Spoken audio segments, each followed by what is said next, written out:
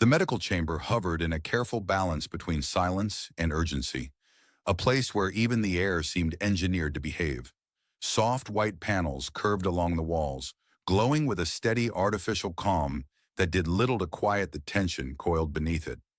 Outside, beyond layers of reinforced alloy and transparent shielding, the fractured horizon of a war-torn planet burned in slow motion, orange fissures crawling across its surface like veins of molten light. Ryan had seen worse, but not while trying to keep his hand steady. He adjusted the diagnostic scanner, turning it once, then twice, before realizing he had been holding it upside down. He corrected it quickly, glancing up just in time to see if she had noticed. Of course she had. Queen Sylara sat upright on the elevated treatment platform, her posture impossibly composed for someone who had been brought in bleeding. Her skin was smooth, unmarked except for the injury at her side, and her features were precise in a way that made Ryan briefly wonder if symmetry itself had been redesigned for her species. At first glance, she could have passed for human. It was only when his gaze lingered, when it dared to, that the differences became undeniable. Her ears, long and elegantly tapered, curved slightly backward, giving her an otherworldly silhouette that no human could mistake up close. One of those ears shifted just slightly. "You are rotating it again," she said, her voice even, carrying the faintest trace of something that might have been amusement. Ryan froze for half a second, then forced a small, sheepish smile. "Right. Just making sure all angles are covered." "It is a scanner," she replied. "Not a philosophical problem." "Depends on the scanner," he said, lowering it carefully this time. "Some of them ask very deep questions." There was a pause. He couldn't tell if he had gone too far until the corner of her mouth moved. Just barely. That felt like a victory. He stepped closer, focusing on the wound at her side. The fabric of her armor had already been partially removed by her guards before they had reluctantly allowed him in. Even damaged, the material shimmered faintly, responding to his proximity as if evaluating him. Alien technology had a habit of doing that, judging him silently, like a disappointed instructor. "Hold still," he murmured, more to himself than to her, as he activated a narrow beam of sterile light to clean the injury. "I am not moving," Sylara said. "Good, let's keep it that way. Makes both of us look more competent." Her gaze shifted to him then, studying him with a level of attention that felt almost excessive. Ryan tried to ignore it, but there was something about the way she looked at him, not dismissive, not quite curious either, as if she were trying to place him somewhere that didn't quite exist. He cleared his throat. "You're going to feel a slight sting." "I have been stabbed," she said calmly. "I believe I can endure a sting." "Fair point. Still, I like to warn people. Builds trust, or at least reduces complaints." He adjusted the settings, the device humming softly as it worked. Beneath the controlled light, the wound began to close in delicate layers, the damaged tissue responding to the advanced field. It was precise work, the kind that required patience and focus. Two things Ryan usually had, except when being observed by a queen who looked like she could dismantle a government with a single sentence. "You are not like the others," Sylara said after a moment. Ryan blinked. "That's either a compliment or a serious concern. Which one are we going with?" "The others avoid speaking unless required," she continued. "You speak frequently." "Ah," Ryan nodded. "Yes, that's a known issue. I've tried turning it off, but the switch is broken." Another pause, then, unmistakably, her expression shifted again. Subtle, restrained, but real. "You use humor to manage discomfort," she said. "I use humor to manage everything," Ryan corrected. "Discomfort just happens to be the most common." He moved slightly to adjust his position, reaching for another instrument. The chamber remained quiet except for the low hum of machinery and the distant, almost imperceptible vibration of the ship maintaining orbit. For a brief moment, everything felt stable. Then the ship trembled. It wasn't violent, but it was enough. A sharp, sudden shift that rippled through the floor beneath them. Ryan instinctively reached out to steady himself, his hand brushing against the edge of the platform. The motion pulled at his uniform, already strained from earlier chaos. There was a sharp sound, fabric tearing. Ryan froze. He didn't look down immediately. There was a very specific kind of silence that followed, one that told him something had gone wrong in a way that could not be casually ignored. Slowly, reluctantly, he lowered his gaze. Well, he muttered under his breath, that's not ideal. The tear ran across the front of his shirt, wide enough to expose the skin beneath. For a second, he considered pretending it wasn't important, that maybe, just maybe, no one had noticed. But the room had changed. He could feel it before he even looked up. When he did, Sylara was no longer relaxed. She was staring at him, not at his face, at his chest. Her entire body had gone still, in a way that was entirely different from her earlier composure. This wasn't control. This was something else, sharp, focused, and unmistakably intense. Her long ears had angled slightly, rigid with attention. Ryan glanced down again, following her gaze, and then he understood. "Oh," he said quietly. "Right." The script stretched across his chest, etched in clean, deliberate lines. Alien characters, elegant and precise, glowing faintly under the sterile light. Her name. The silence deepened. Ryan exhaled slowly, already knowing that whatever calm had existed in this room a moment ago was about to disappear completely. The silence did not break immediately. It expanded. Ryan became aware of small, unnecessary details. How the medical device in his hand continued its soft hum. How the ambient lights reflected faintly across the polished floor. How somewhere in the distance a mechanical system clicked in a steady rhythm. All of it continued, indifferent, while something far less mechanical locked into place inside the room. Queen Sylara did not move. Her gaze remained fixed on the markings across his chest, the alien script glowing faintly as if it recognized the attention of its origin. The usual distance in her expression had vanished, replaced by something sharper, something that did not belong to a ruler observing a subordinate. It was closer to recognition, but not quite. "Explain," she said.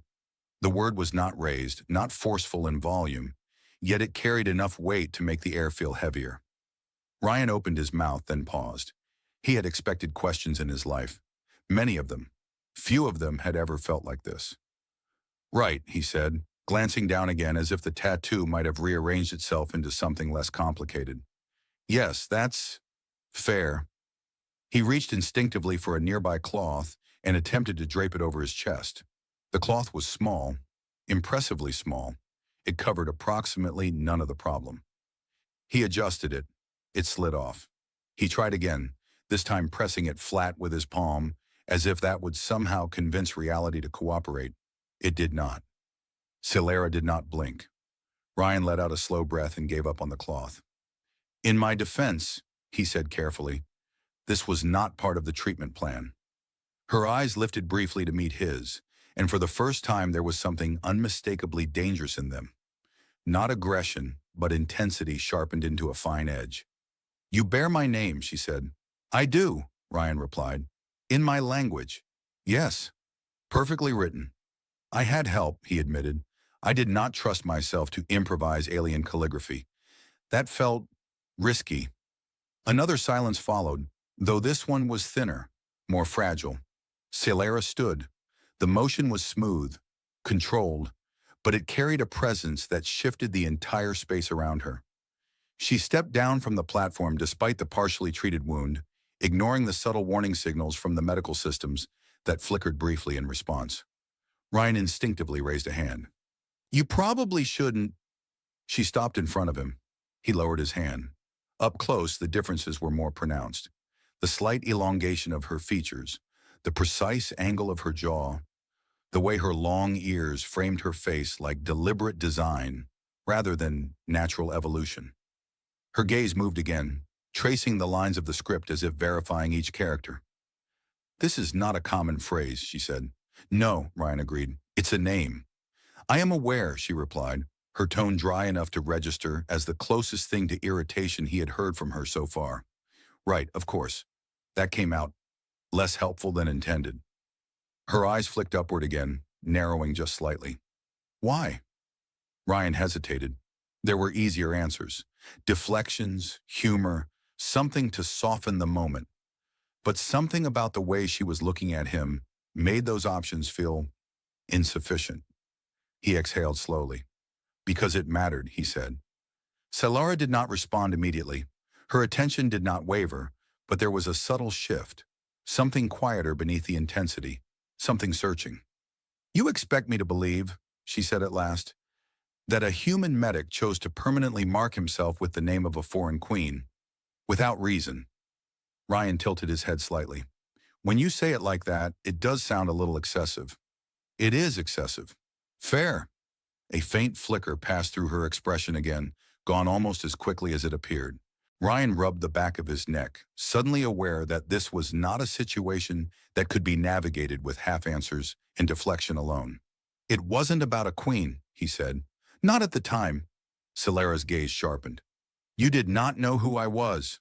No, Ryan said simply. I didn't. Another pause. That seemed to disrupt something. Just slightly. Not enough to break her composure, but enough to shift it. Her long ears angled a fraction, the movement small but deliberate. Then how, she asked, her voice quieter now. Did you come to carry my name? Ryan let out a breath that felt heavier than it should have. That, he said, is the part that takes a little longer to explain. He glanced toward the still active medical device, then back at her. Also, technically, I should finish treating your injury before we get into storytelling mode. Sylara did not move. Your concern is noted, she said. It is not my priority. Ryan gave a small, resigned nod. Of course it isn't. He shifted his weight slightly, considering the situation. There was no version of this where he simply walked away. No version where she let it go. All right, he said finally. But if you pass out halfway through, I'm going to be very annoyed. I will not pass out. That's what everyone says right before they do. Her expression did not change, but there was a faint pause, just long enough to suggest she had considered responding to that, and decided against it. Ryan took another breath. Years ago, he began, his voice settling into something steadier, I was stationed on a colony that didn't last very long. Sylara remained still, her attention fixed entirely on him now. The room seemed to quiet further, as if even the ship itself had decided to listen. Ryan glanced down at the script across his chest once more, then back at her. I didn't know your title, he said. I didn't know your world. I didn't know anything, except the name you gave me. The silence returned, but this time it felt different, not empty, waiting. Ryan did not rush into the memory. It came back in fragments at first, like light slipping through cracks in something long buried, and he let it settle before forcing it into words. It wasn't supposed to be a dangerous posting, he said almost absently, which in my experience is usually the first sign that it will be. Sylara said nothing, but her gaze remained steady, unbroken. The colony was small, he continued, new, still figuring out how not to fall apart every time something malfunctioned. We had one proper defense system, two if you counted optimism, which we shouldn't have. A faint pause. He shifted slightly, leaning back against the edge of the console without thinking about it. It started quietly, he said. That's the part people always get wrong in reports. They write it like everything explodes at once. It doesn't. First, systems flicker, communications lag. Someone says, that's strange, and everyone pretends it isn't a problem yet. Sylara's ears angled forward, just slightly. Ryan noticed. He pretended not to. Then the sky changes, he added. Not dramatically, just enough that you realize the light doesn't look the same anymore. That's when people start asking questions they already know the answers to. He exhaled softly, his gaze drifting somewhere past the walls of the chamber. We didn't have time, he said. Not really. Whatever attacked us, it wasn't there to negotiate. The hum of the medical systems filled the space between his words, steady and indifferent. I was in one of the outer sectors, he went on. Medical unit. Nothing special. Mostly treating minor injuries, arguing with people who refused to rest, the usual heroic duties. That does not sound heroic, Sylara said. It's extremely heroic, Ryan replied. Convincing stubborn colonists to sit down is one of the most dangerous tasks known to science. A faint flicker crossed her expression again. Subtle, but there. Ryan allowed himself a small smile before it faded. When the attack hit, everything went sideways fast, he said. We lost power in sections. Structural integrity alarms started going off. People panicked. And when people panic, he tilted his head slightly. They get very creative about making things worse. He shifted again, his voice quieter now. I got caught in a collapse, he said simply. Wrong place, wrong time. Ceiling came down, systems failed, and suddenly I was under more debris than I'd ever planned to interact with. Sylara's gaze sharpened. You were trapped, she said. Very trapped, Ryan confirmed. Not the kind where you can wiggle your way out and pretend it was intentional. The kind where you start making peace with the fact that you made some questionable life choices. And yet you are here. Yes, Ryan said. That part worked out surprisingly well. He let out a breath, the memory settling deeper now. It got quiet, he continued. That's the strange part. Outside, everything was chaos. Inside, nothing, just dust and the occasional sound of something shifting. I couldn't move much, couldn't see much either. I remember thinking that if I survived, I was going to file a very detailed complaint about building regulations. Sylara tilted her head slightly. You intended to file a complaint while dying. I like to stay productive, Ryan said. A pause, then he added. Also, it felt less dramatic than accepting my fate. That seemed to hold her attention. Ryan's gaze dropped briefly to his hands before lifting again. I don't know how long I was there, he said. Time gets strange when you're waiting for something that may or may not happen. At some point, I stopped expecting anyone to come back for me. Sylara did not interrupt.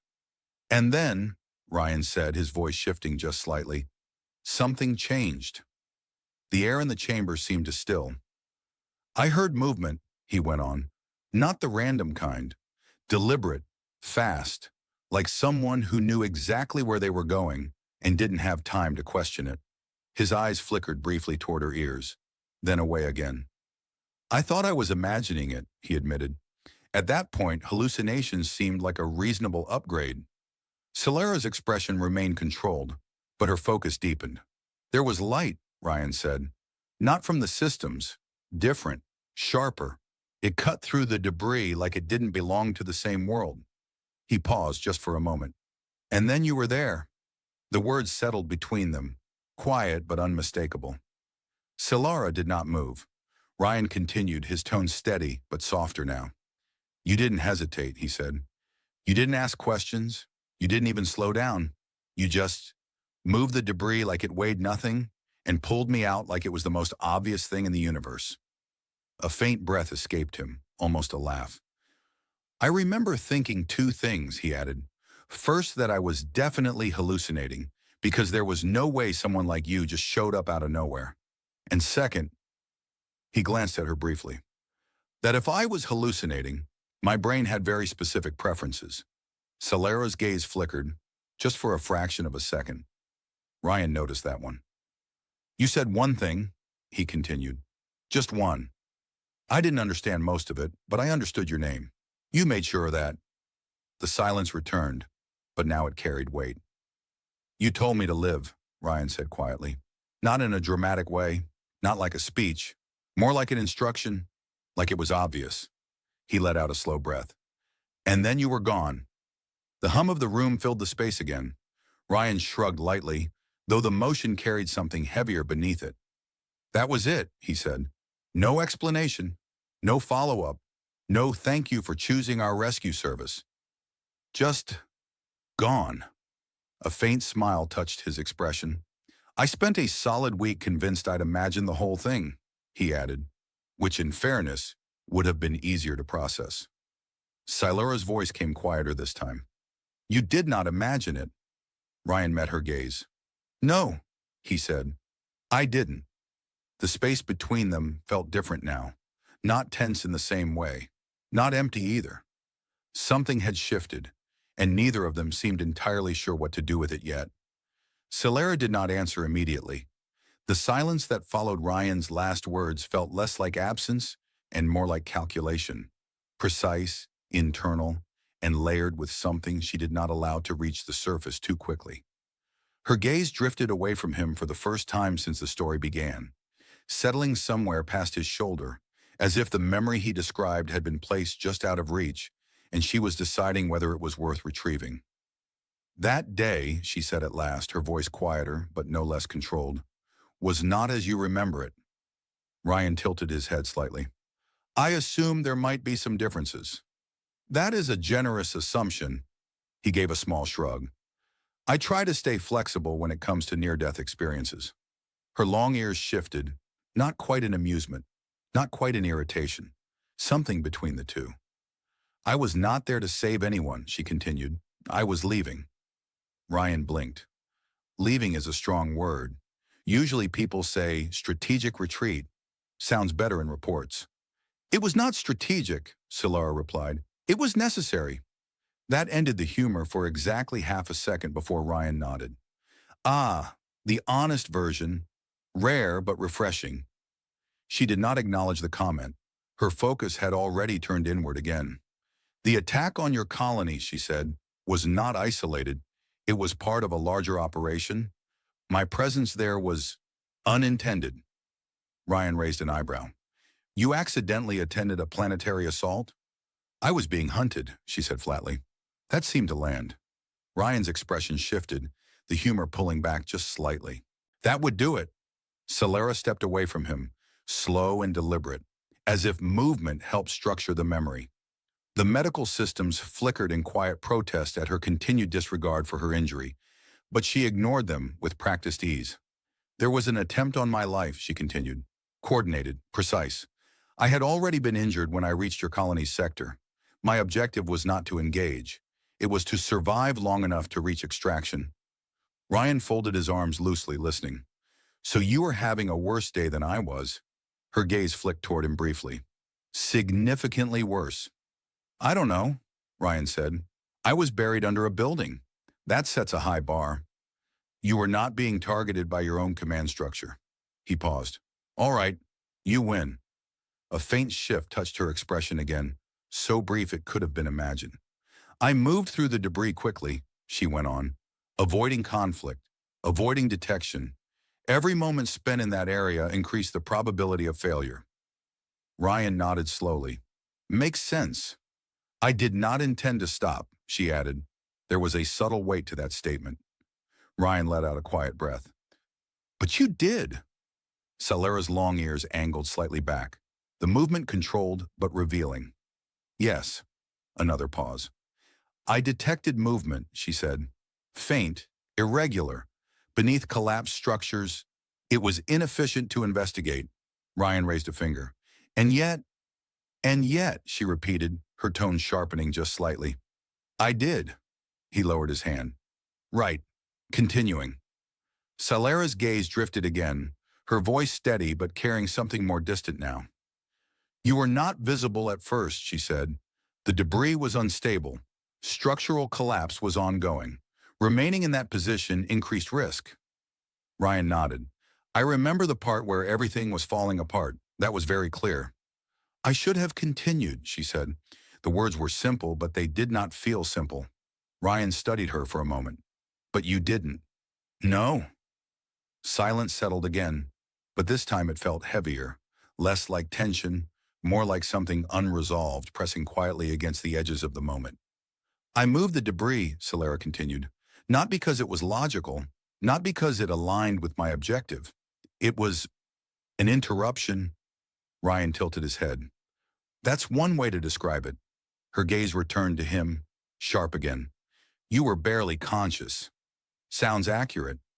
You did not understand what I said. I understood the important part. You should not have, she replied. Ryan gave a small, almost apologetic smile. I'm very good at understanding important parts. For a fraction of a second, something softened again. Then it was gone.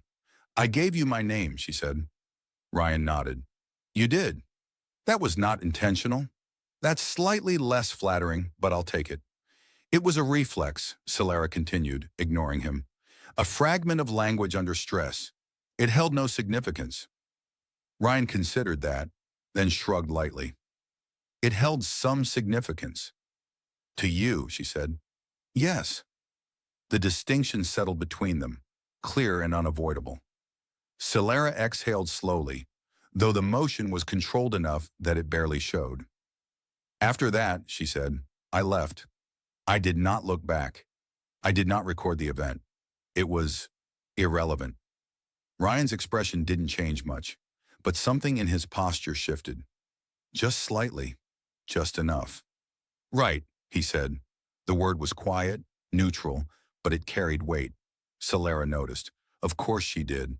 Her gaze lingered on him, more carefully now. You survived, she added. I did. That was the outcome. Ryan nodded once. That was the outcome. A small pause followed, one that felt longer than it was. Then Ryan let out a breath and rubbed the back of his neck again. You know, he said, I have to say, hearing your version of events is very reassuring. Sylara's eyes narrowed slightly. Reassuring. Yes, he said, because for years I thought I had a deeply meaningful, life-changing encounter. Turns out I was just a minor inconvenience during your escape. Her ears shifted again, more sharply this time. That is not. I'm kidding, Ryan cut in quickly, raising a hand. Mostly. It's fine. Really, I mean, I get it. You had priorities. I was not one of them. The humor was there, but it didn't quite land the same way as before. Sylara went still. Something in the space between them tightened, not with hostility, but with recognition. Not of the past, but of the difference between how it had been lived. Her voice, when it came again, was quieter. It was not important, she said. Ryan gave a small, almost easy nod. No, he said. It wasn't. The silence that followed was no longer empty. It carried the shape of something neither of them had fully named yet. Ryan did not immediately fill the silence this time. He let it sit, not out of discomfort, but because something about the moment felt like it needed space to exist properly. The soft hum of the medical systems returned to the foreground, almost as if they were gently reminding both of them that time, unlike conversations, did not pause out of courtesy. He reached for the medical instrument again, adjusting its settings with practiced ease. All right, he said lightly, before this turns into a philosophical debate about the meaning of importance, I'm going to finish treating your injury. I prefer my patients conscious during emotional revelations. Sylara did not resist when he stepped closer again, though her gaze remained fixed on him, more thoughtful now than sharp. You are not disappointed, she said. Ryan glanced up briefly. Should I be? You have described an event that defined your life, she replied, and I have described it as irrelevant. He considered that, the device in his hand emitting a faint, controlled glow as it resumed its work. Yeah, he said, you did. And yet, she continued, you do not appear affected. Ryan smiled faintly. Oh, I'm affected. I just process things in a slightly less dramatic way than collapsing to the floor and questioning the universe. That would be a reasonable reaction. Tempting, he admitted, but inconvenient. The corner of her mouth shifted again, almost imperceptibly. Ryan focused on the wound, the tissue responding steadily now. The thing is, he said after a moment, it was never about you remembering it. Sylara's ears angled slightly forward. It was about what it did to me, he added. She did not interrupt. Ryan adjusted the beam, the light narrowing as it sealed the deeper layers. When you're trapped under a building, he said, you have a lot of time to think. Mostly bad thoughts, regrets, lists of things you should have done differently. It's a very unproductive form of reflection. That sounds inefficient, Sylara said. Extremely, Ryan agreed. 0 stars. Would not recommend. He glanced at her briefly, then continued. And then someone shows up. No warning, no reason, no obligation. Just decides you're worth the effort. Sylara's gaze did not waver. That changes things, he said quietly. The medical device hummed, completing another phase of treatment. You said it wasn't important, Ryan went on. And for you, it probably wasn't. But for me, he shrugged slightly. It reset the entire scale. Sylara's expression shifted again, more subtly this time, but deeper. You altered your life because of a single action, she said. Yes. That is not logical. No, Ryan agreed. It's not. But it works. She studied him, as if testing the statement for weaknesses. You chose to carry my name, she said. I did. Permanently. Also true. Without knowing who I was. Ryan gave a small nod. At the time, you were mysterious alien rescuer. That felt specific enough. That is not a sufficient basis for permanent marking. Ryan tilted his head slightly. You're focusing a lot on the tattoo. It is difficult not to, she replied. Fair. He finished sealing the wound, the device emitting a soft tone as it powered down. There, he said. You're officially no longer bleeding, which in my professional opinion is an improvement. Sylara glanced briefly at her side, then back at him. Your methods are effective. I like to think so, Ryan said. Occasionally by accident, but still. The room settled again, quieter now but not empty. You said it reset your scale, Sylara said after a moment. Ryan leaned back slightly against the console. Yeah. Explain. He exhaled softly. Before that day, I had a very standard approach to things. Do your job, follow protocol, try not to make things worse. Basic survival strategy. That is reasonable. It is, he agreed, but it's also small. Sylara's gaze sharpened slightly, not in challenge, but in focus. When you pulled me out of that wreckage, Ryan continued, you didn't do it because it was efficient.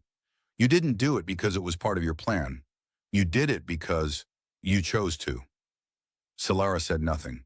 And that choice, he said, stuck. He glanced down briefly at the script across his chest. So I figured, if I was going to keep existing, I might as well do it properly. Make choices that mattered, even if they weren't efficient. Sylara's ears shifted again, slower this time. You built your life around an anomaly, she said. Ryan smiled faintly. Sounds better than building it around routine. A brief pause. You assigned meaning to something that had none, she said. Ryan looked at her, not defensive, not arguing, just steady. I gave it meaning, he replied.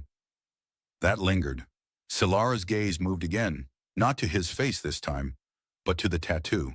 The characters, precise and deliberate, carried a weight that had not existed for her before this moment.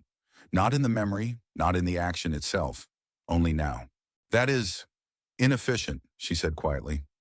Ryan nodded. Very. Another pause. And yet, she added almost to herself, it persists. Ryan followed her gaze, then shrugged lightly. Turns out, inefficient things tend to stick around longer than expected. Sylara did not respond immediately. Her posture remained composed, but something beneath it had shifted. Something quieter, less certain. You remember every detail, she said. Pretty much. I remember none of it. Ryan considered that, then gave a small, easy nod. That's all right. Sylara looked at him again, more directly this time. It should not be. Ryan raised an eyebrow. Why not? Because the weight is not balanced, she said. He let out a small breath, almost a laugh. It was never supposed to be balanced. That is not how significance functions. Maybe not for you, Ryan said. For me, it works just fine. Sylara went still again, but this time it wasn't tension. It was thought. The room remained quiet, but the silence had changed again. Less sharp, less uncertain. Not resolved, but shifting. The medical chamber no longer felt like a place of urgency. The systems continued their quiet work, lights steady, instruments at rest. But something in the air had shifted into a slower rhythm. Less about survival, more about understanding something neither of them had expected to examine. Sylara remained where she stood, her attention not fixed on the wound anymore, nor entirely on Ryan. It moved between him and the thought that seemed to have settled uncomfortably into place. You accept the imbalance, she said.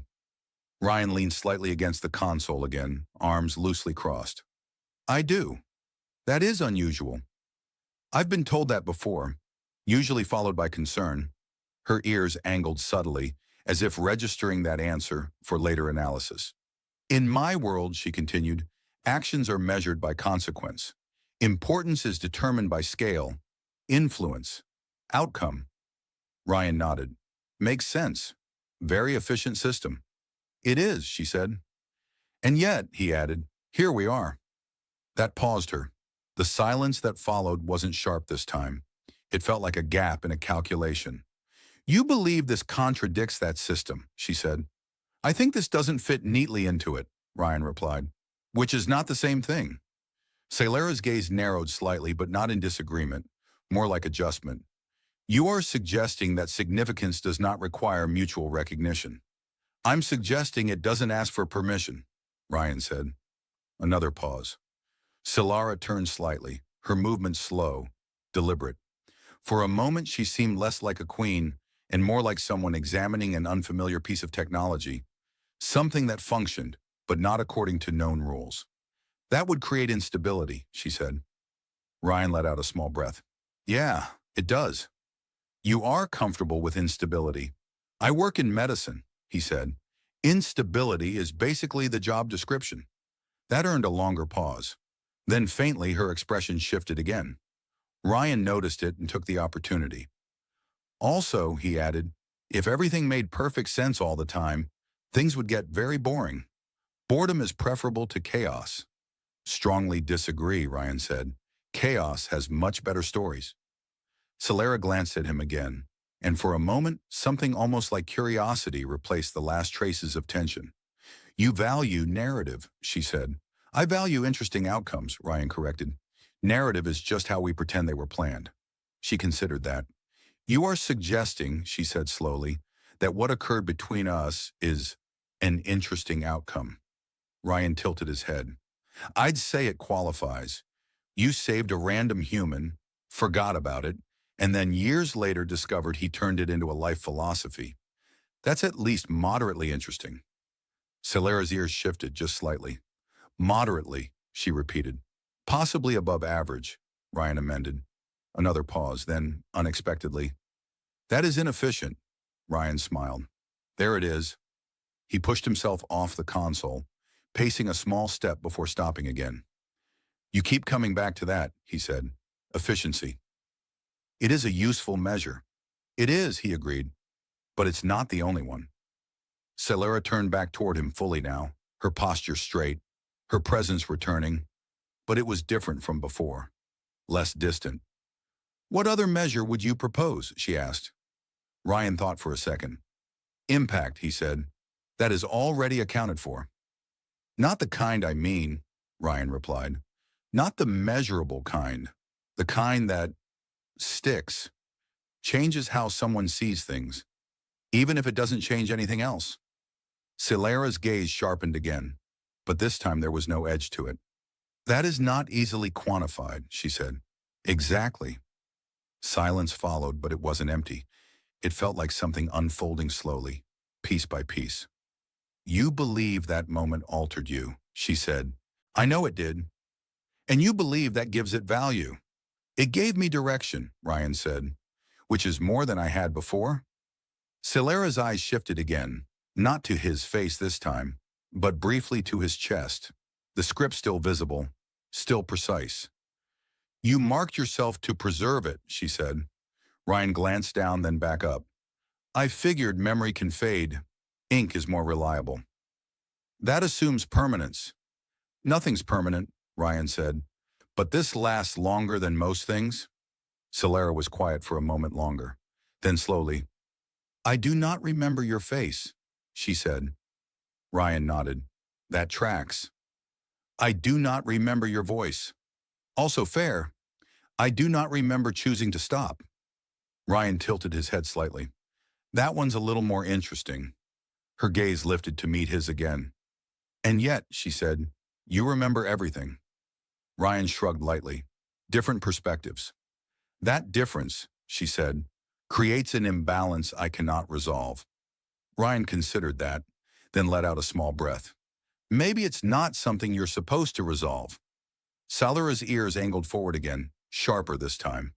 Then what is its purpose? She asked. Ryan smiled faintly. Maybe it doesn't have one. That is not acceptable. I figured you'd say that. A brief pause, then he added, or maybe the purpose is what you do with it now. That landed differently. Sylara went still again, Not rigid, not tense, but focused in a way that suggested something had shifted into alignment, even if she didn't fully understand it yet. You are suggesting, she said slowly, that the meaning of the event is not fixed. Ryan nodded. Exactly. It can change. Yep, even now, especially now. The silence returned, but it was no longer uncertain. Sylara looked at him, not as a subject, not as a curiosity, but as something else entirely. Something that did not fit neatly into her systems, her measures, or her expectations. Something unresolved. You are an anomaly, she said. Ryan smiled. I've been upgraded from inconvenience. That's progress. Her expression did not fully change, but something in it softened again, just slightly. And you, he added, glancing at her, are apparently very bad at forgetting things. I have already forgotten this once. Yeah, Ryan said, but I'm guessing that's not going to happen again. Sylara did not answer. She didn't need to. The way her gaze lingered, steady, deliberate, was enough. Something had shifted, not balanced, not resolved, but no longer the same. The medical chamber lights dimmed slightly as the ship adjusted its orbit, a slow recalibration that cast shifting reflections across the curved walls. Outside, the fractured planet drifted further into shadow, its burning surface now a distant glow rather than an immediate threat. The urgency that had filled the space earlier had dissolved completely, leaving behind something quieter, more deliberate. Ryan finished sealing the last of the diagnostic logs, his hands moving automatically while his attention lingered elsewhere. Well, he said, glancing at the console, officially speaking, you're stable. No internal damage, no complications. You can return to being intimidating at full capacity. Sylara stood a short distance away, no longer on the treatment platform, no longer positioned as a patient. The subtle authority in her posture had returned, but it had changed, less rigid, less distant, as if some invisible boundary had been quietly adjusted. I was already at full capacity, she said. Of course, Ryan replied. Now you're just medically approved to prove it. A faint pause followed, and then, almost imperceptibly, the corner of her expression shifted again. Ryan leaned back slightly, folding his arms. So, he added, what happens now? Do I get reassigned for accidentally carrying royal branding without authorization? You did not acquire it under my authority, Sylara said. True, Ryan admitted, but I feel like it still falls under unexpected diplomatic complications. Her gaze settled on him, steady and deliberate. It does, she said. Ryan blinked once. That sounded more official than I was hoping. And yet, she continued, I will not issue any disciplinary action. He let out a breath. That's reassuring. It would be inefficient, she added. There it is again, Ryan said. Efficiency saving the day. Sylara stepped closer, not with urgency, not with command, but with intention. Her attention shifted once more to the script across his chest, the characters now carrying a weight that had not existed for her before this encounter. This mark, she said, was created without context. Ryan glanced down briefly. At the time, yes. And now, she continued, it possesses context. Ryan nodded. That tends to happen when people meet. A brief silence settled between them, but it no longer felt uncertain. It will remain, Sylara said. Ryan looked back up at her. That was always the plan.